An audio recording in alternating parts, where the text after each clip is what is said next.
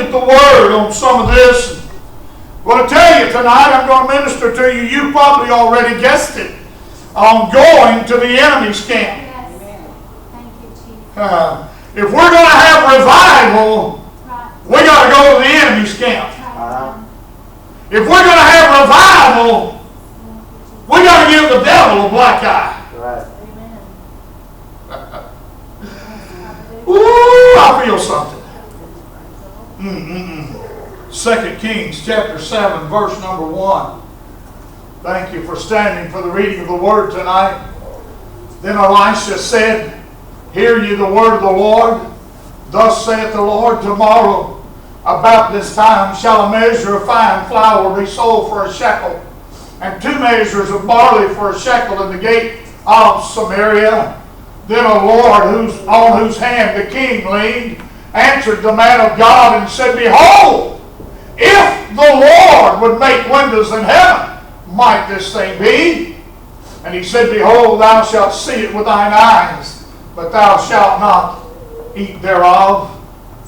There were 4 leprous men at the entering in of the gate, and they said one to another, Why sit we here until we die? Yeah.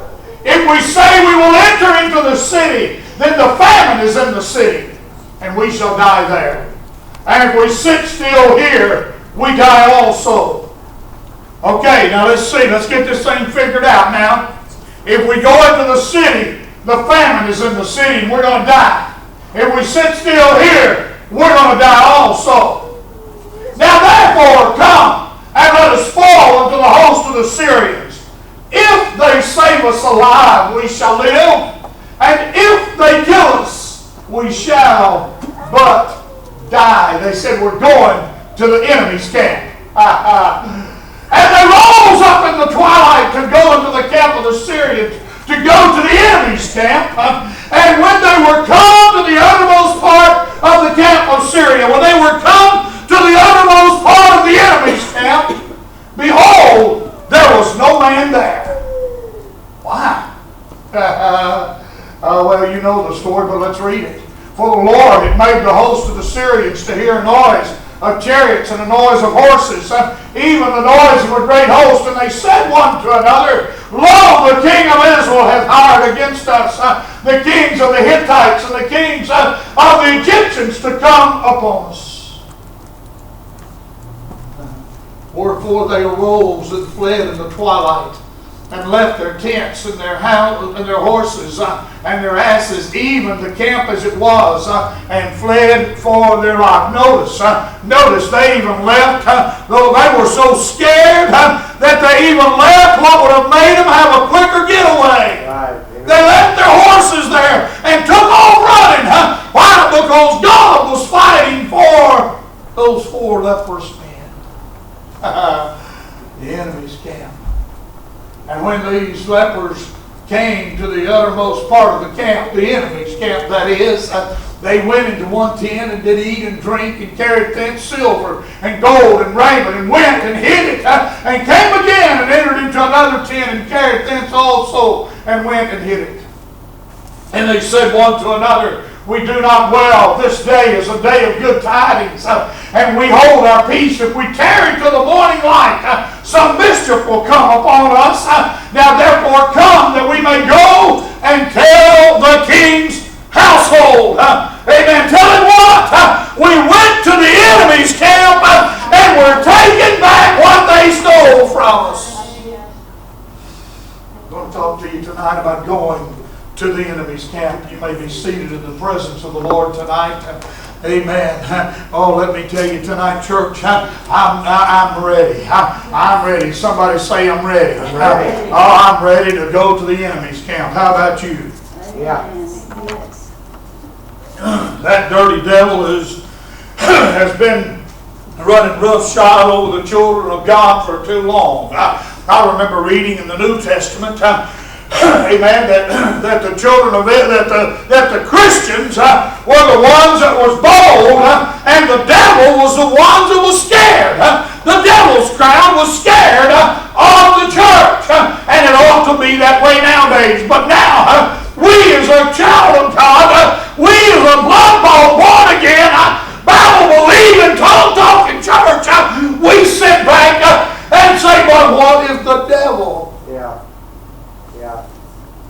it's time tonight that we do like these 4 leprous men and we get up. I said we get up. Somebody say it with me that we get up. Amen. And we go to the enemy's camp and we take back what the enemy has stolen from the church. Amen.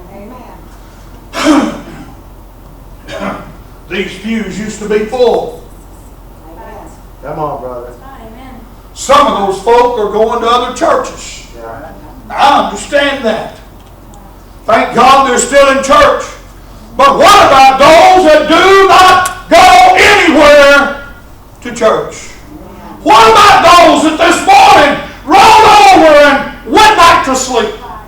What about those that tonight they're at Walmart or they're out on the lake or they're here or there and they're not in the house of God anywhere? What about those folk? Let me tell you, church, it's time. I said it's time that we go to the enemy's camp and we take back what that dirty devil has stolen from the church of the living God. Good preaching. Good preaching.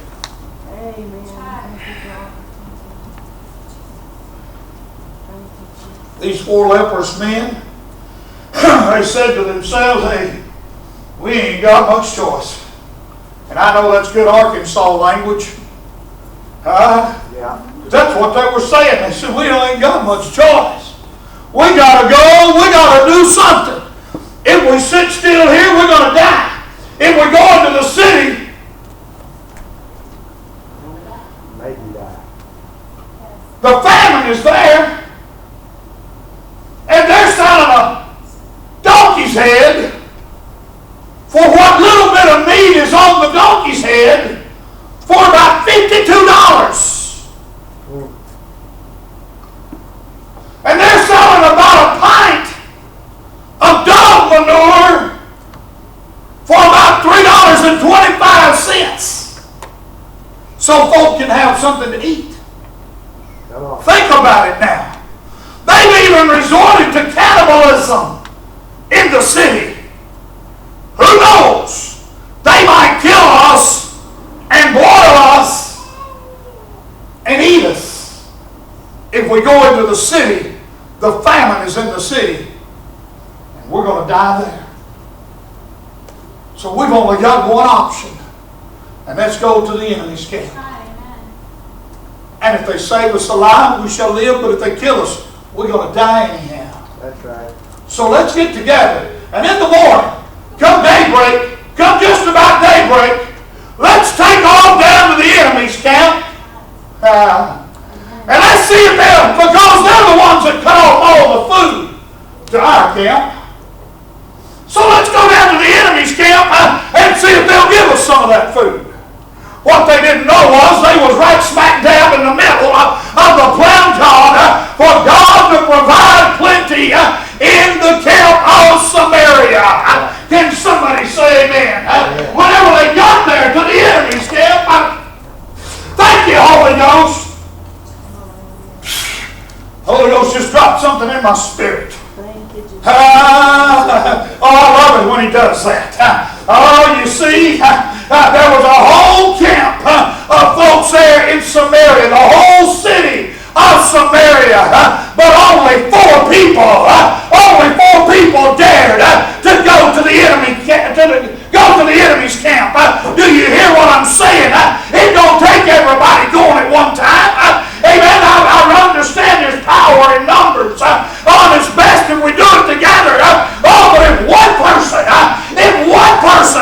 goes to the enemy's camp and says, I'm going to take back what you stole from me. I'm going to take back what you stole from my family. I'm going to take back what you stole from my church. Amen. One person, it drives the enemy, amen, out. And we can take back what God would have for us to have back. Amen.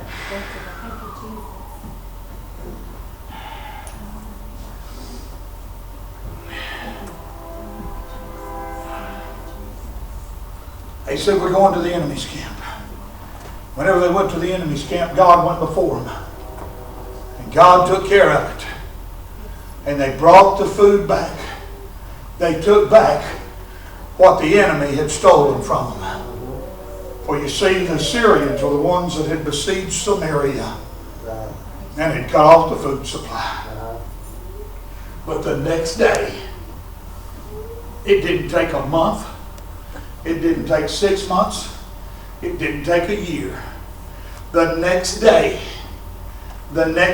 somebody say the next day, there was food in the camp of Samaria. Why? Because four people dared to go to the enemy's camp. Oh, do you hear me tonight? It's time that we get up and we start marching down to the enemy's camp and we let the devil know you've had this long enough and we're taking it back. You have no right. You have nothing to do, amen, with what you've taken. You didn't need it. You didn't want it. You just didn't want us to have it. But now we're going to take it back. And we're going to be an overcomer.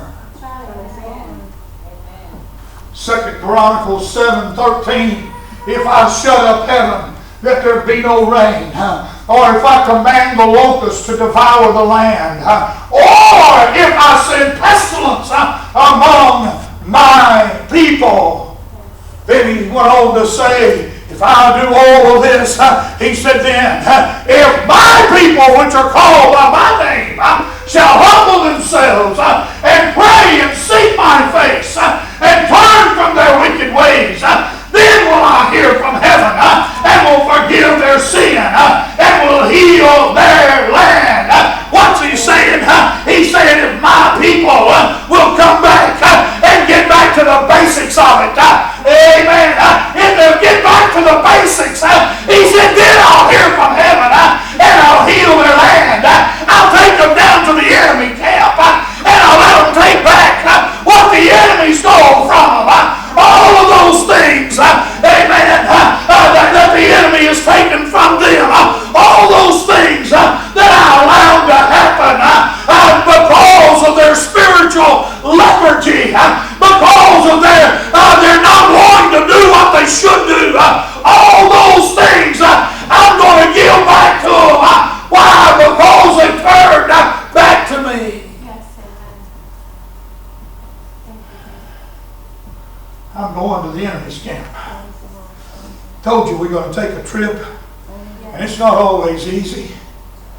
Going to the enemy's camp is not always an easy road. And I promise you, you're going to meet opposition, especially when you get to the outside of the camp. The enemy's going to do everything he can. In fact, he's going to see you coming, and he's going to try his best. He's going to try his best to stop you along the way. But church, it's time, I said it's time that we march ourselves right down to the enemy's camp and say, looky here, devil, you're not doing it anymore. Amen. I'm taking back what you stole from me. I'm taking back what you stole from my family. I'm taking back what you stole from my church. Devil, get out of my way. I'm coming to get it back. Amen. When we'll dare to go to the enemy's camp. In Joel chapter 2, beginning with verse number 25, he said, and I will restore to you the years that the locust hath eaten, the canker worm and the caterpillar and the palmer worm, my great army which I sent among you. He said, I'm going to restore those years to you.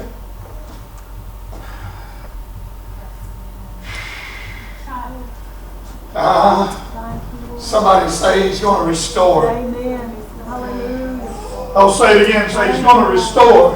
Restore. Thank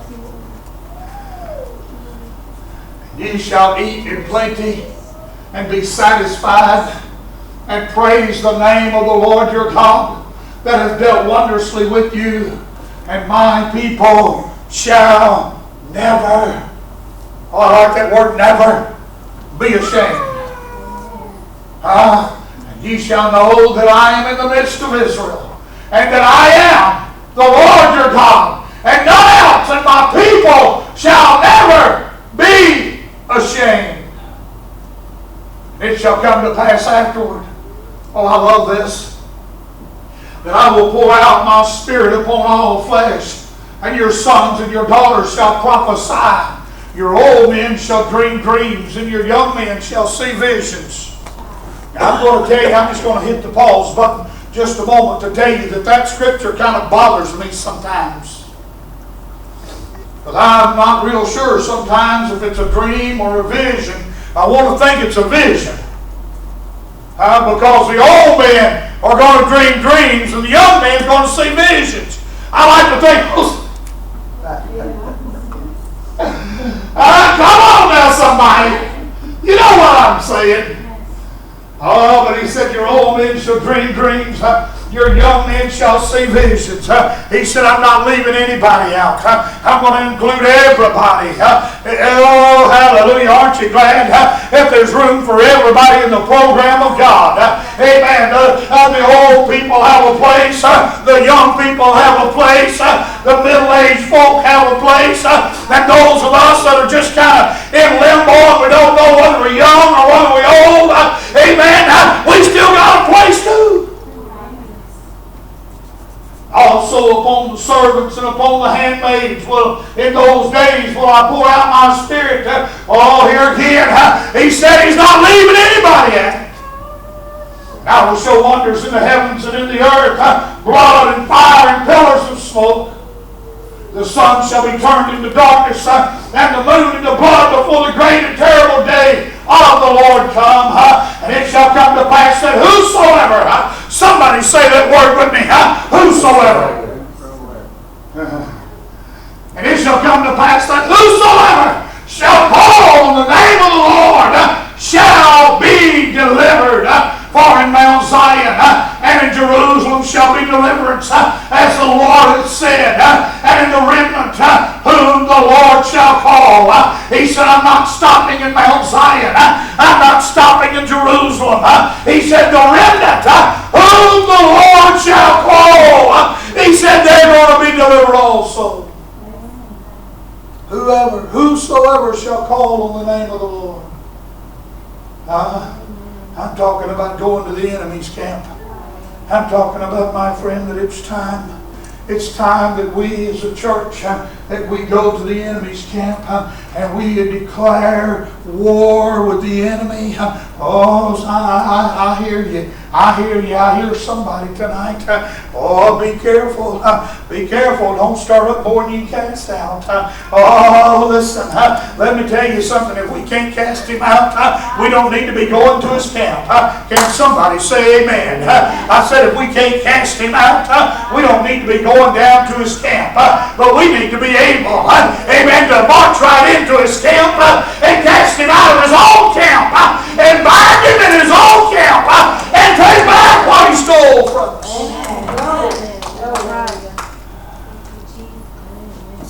I told somebody one time, I said, I am mad. I got up one Sunday and I said, I'm so mad, I don't know what to do. Boy, the church looked at me like, whoa. The pastor's getting up behind the pulpit and saying he's mad. Wow, wonder what happened. I could hear the wheels turning. I said, I am so mad. And boy, I just carried it on for a little bit. I said, in fact, I'm fuming. I'm so mad. And I told him I was mad at the devil and the way he'd been trying to run roughshod over the church. They all agreed with me then that they were mad too. Amen.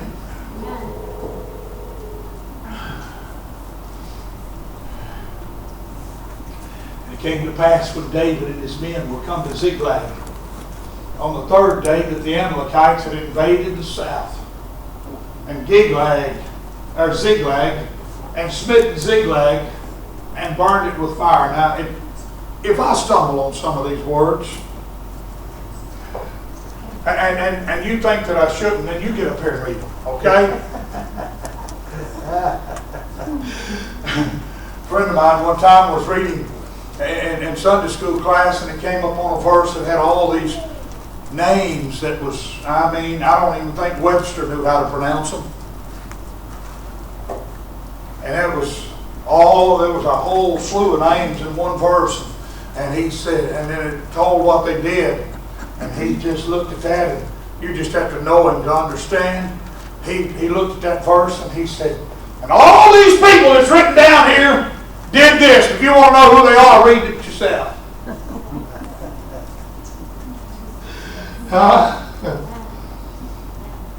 David and his men came to Ziklag on the third day, and the Amalekites had invaded the south and Ziklag, and smitten Ziklag and burned it with fire, and had taken the women captives that were therein.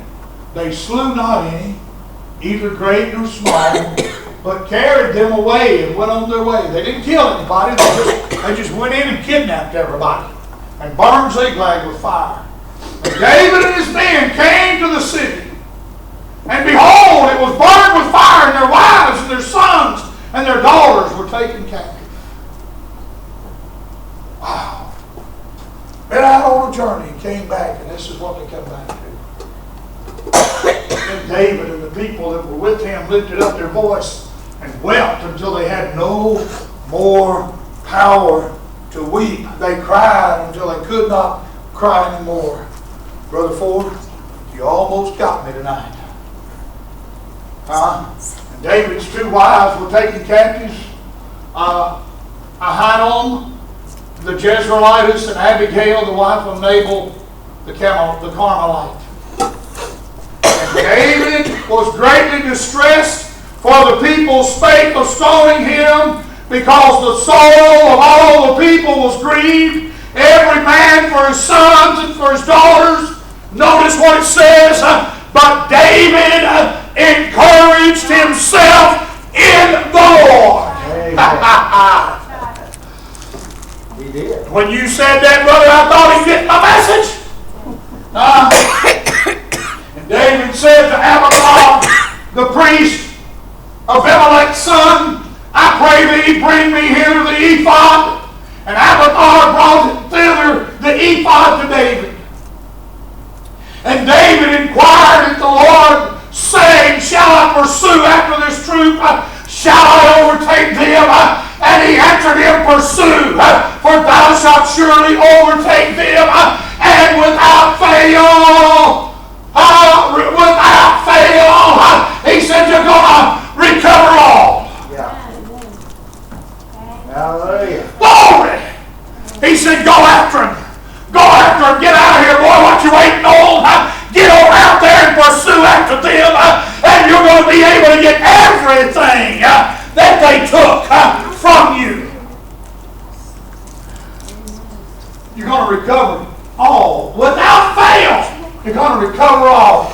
So David went, he and the 600 men that were with him, and came to the brook Besor, where those that were left behind stayed. And David pursued, he and 400 men, for 200 abode behind, which were so faint that they could not go over the brook Besor. And they found an Egyptian in the field and brought him to David, and gave him bread, and he did eat, and they made him drink water. And they gave him a piece of cake, of figs, and 2 clusters of raisins. And when he had eaten, his spirit came again to him, for he had eaten no bread, nor drunk any water, 3 days and 3 nights. And David said unto him, to whom belongest thou? And whence art thou? And he said, I am a young man of Egypt, servant to an Amalekite, and my master left me, because 3 days ago I fell sick. We made an invasion upon the south of the Cherethites, and upon the coast which belonged to Judah, and upon the south of Caleb, and we burned Ziklag with fire. He didn't know who he was talking to, did he? But God made him spill it all right there. And David said unto him, canst thou bring me down to this company. And he said, swear unto me by God that thou wilt neither kill me nor deliver me into the hands of my master, and I will bring you down to this company. Uh-oh, what are they doing now? What are they doing? God said, you go, you pursue, and with all, you're going to recover all. Or without fail, you're going to recover all. Now they're on their way. And wouldn't you know it? God provided them an escort to show them exactly where these folks were.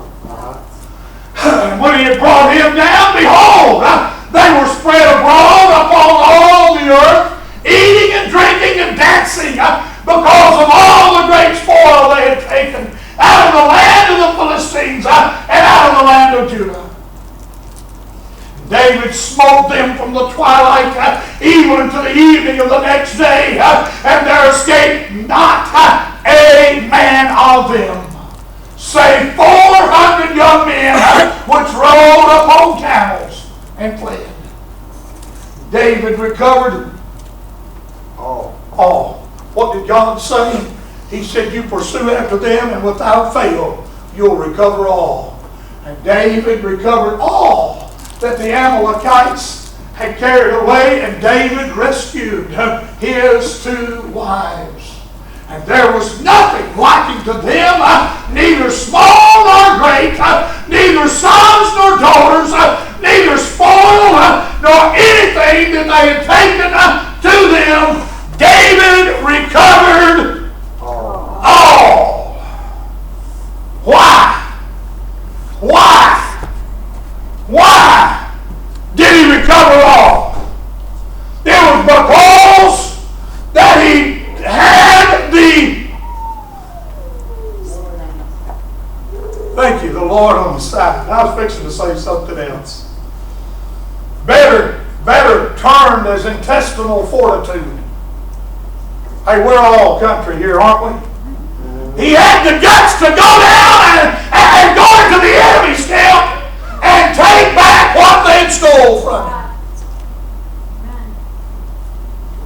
My God in heaven, help us tonight as New Harvest Family Worship Center that we have that same stamina that David had, that we go to the enemy's camp and we take back what the enemy has stolen from us, individually as well as collectively. Amen. That we go to the enemy's camp. Oh, did I not put one in there, brother? Oh, you would go back up and grab me one. Oh, that we go to the enemy's camp and we take back what the devil stole from us. Church, we can do it. We are more than conquerors. We are more than able, amen, to overcome. We can go to the enemy's camp and we can take it back. And we can once again be that powerhouse that God would have us to be.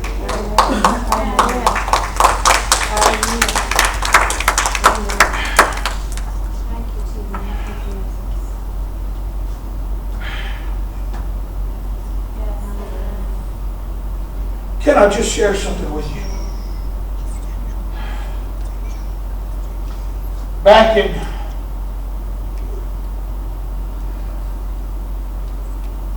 the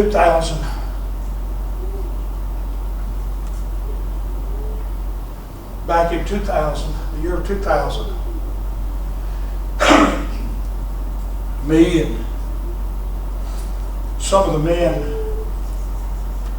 in the church we were pastoring were looking for a building. We started a new work and we were looking for a building. Somebody said, there's a building over in Brooklyn. It's a church building. And we came over one night and we looked at this building. And the pastor of the Baptist church said, we'll work with you any way we need to work with you. We want to see it a church. We want to see a church in there. Still. We built a new building. We need to sell this. We need to move it. But we'll work with you however we need to work with you. At that time, I couldn't feel that this was where that we needed to be with that local congregation. God opened up another place for us. Only for me to find out 2 years later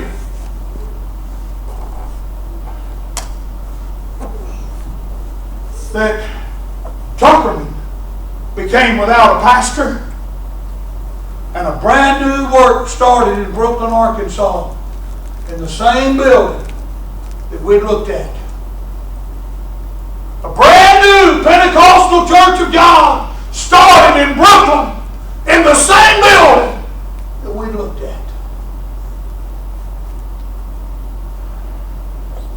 I thought, wow, that's great. That's been 15 years ago. No, 13 years ago, I'm sorry. 13 years ago.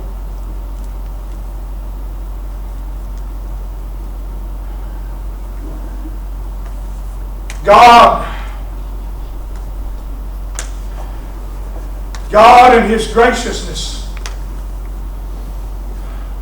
whenever leadership changed, God in His graciousness willed that we come to that same building we had looked at.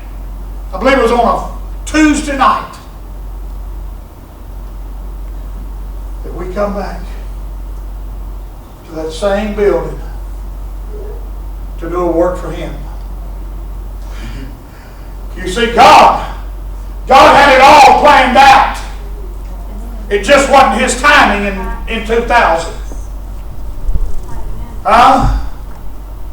It wasn't His timing for us to be here in 2000.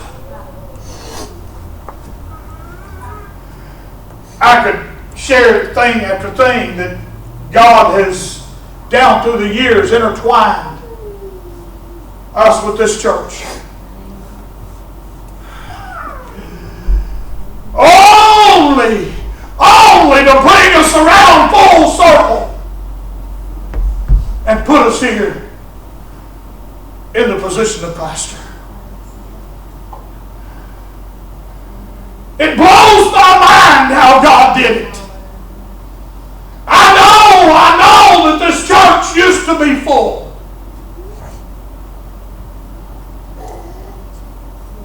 I don't know exactly what's happened over the years. But can I tell you tonight, and being real cautious, can I be real cautious and tell you tonight that this church did not drop in attendance at the will of God?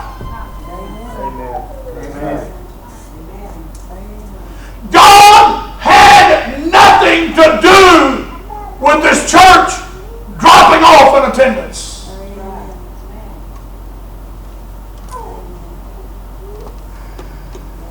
If God didn't have anything to do with it, then who did?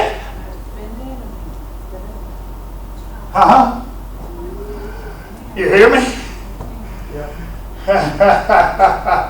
I said, if God didn't have anything to do with it, then the devil had to be the one that had something to do with it.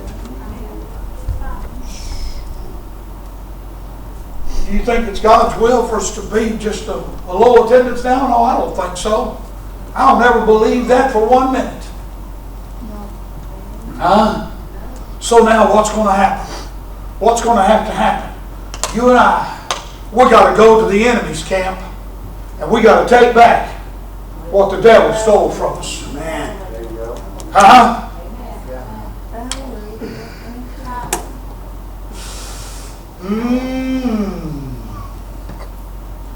I said, we got to go to the enemy's camp. Yes, amen. And we got to take it back what the devil stole. And when we go to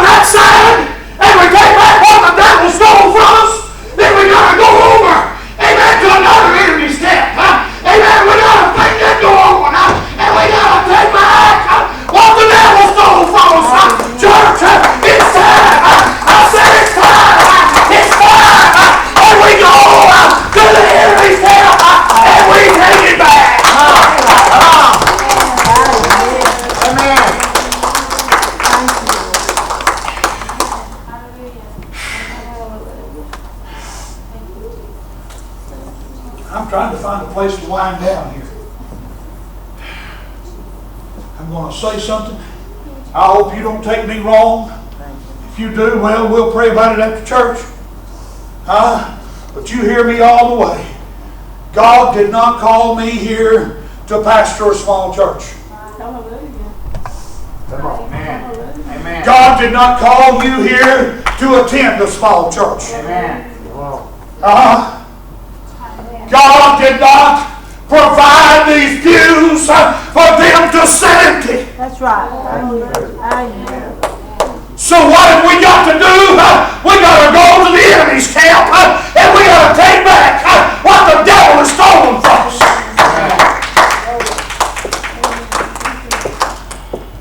Amen. Thank you, Jesus.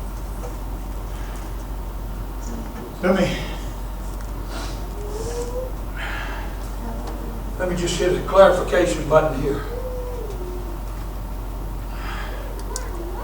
Who did I say had to go? We. We. Did I say you? Nope. You know what I found out? I found out if you take that word we, W, I'm going to do it over here so you can see it. W-E.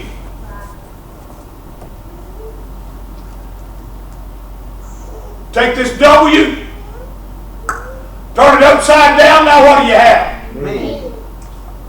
So when I say we, that includes me.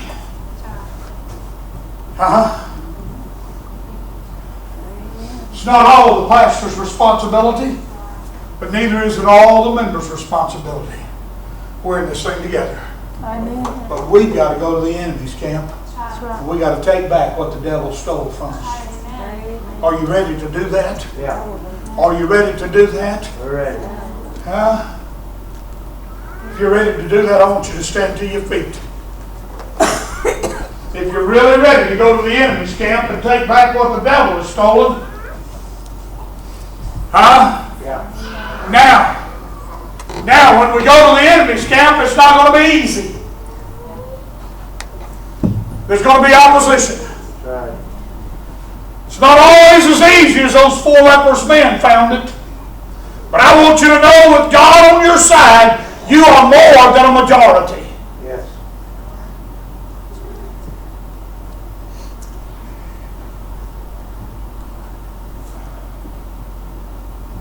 The folks in Brooklyn, Arkansas need to know that there is a church that loves them and cares about them.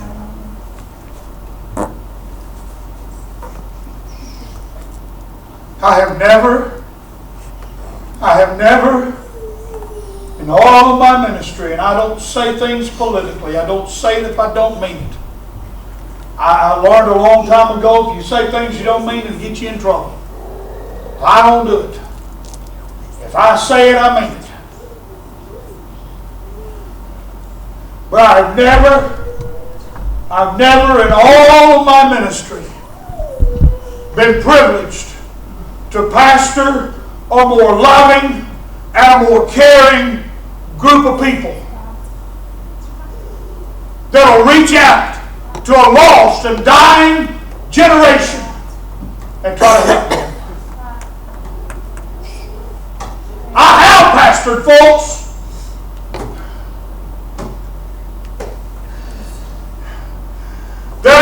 we've done it like this all these years, bless God.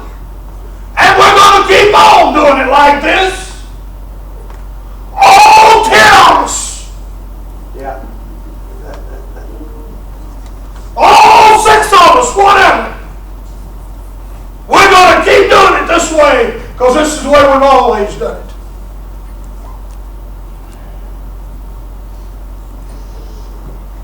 Don't even think about going in. Not fitting that criteria. Not so here.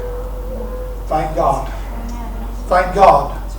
Thank God for a loving, caring group of people. Now it's time. It's time for us to go to the enemy's camp. Yeah. Huh? Time to go to the enemy's camp. Who's going with me? Go. Who's going with me? Yeah. Who's going with me? Yeah. If you're going with me, come on down. Go. If you're going with me, come on down. Let's go. Who's going with me to the enemy's camp?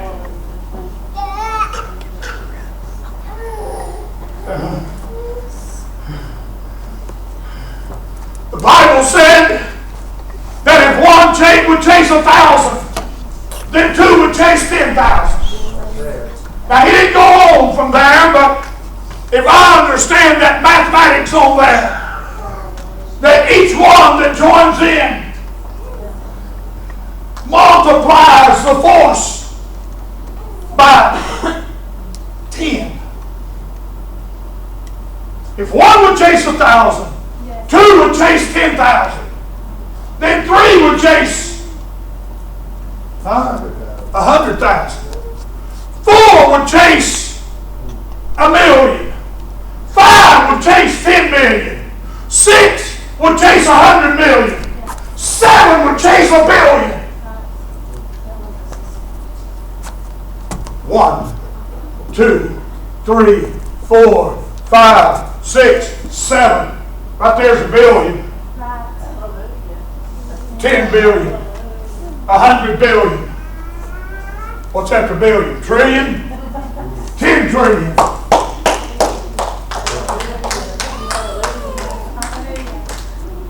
There's not enough devils in hell that can keep us from going over the top for God. But we got to go to the enemy's camp. Yeah. I said we got to go to the enemy's camp.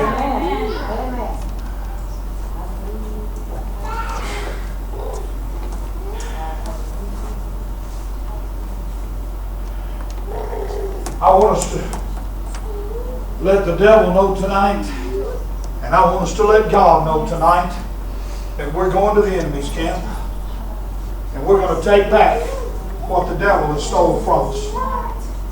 We're going to take it back in Jesus' name. Jesus went to the heart of the earth. I'm trying my best to find a quick place here.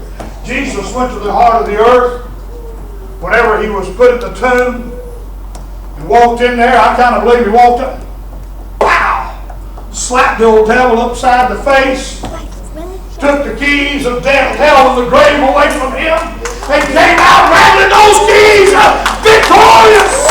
Why? Because he went to the enemy's camp.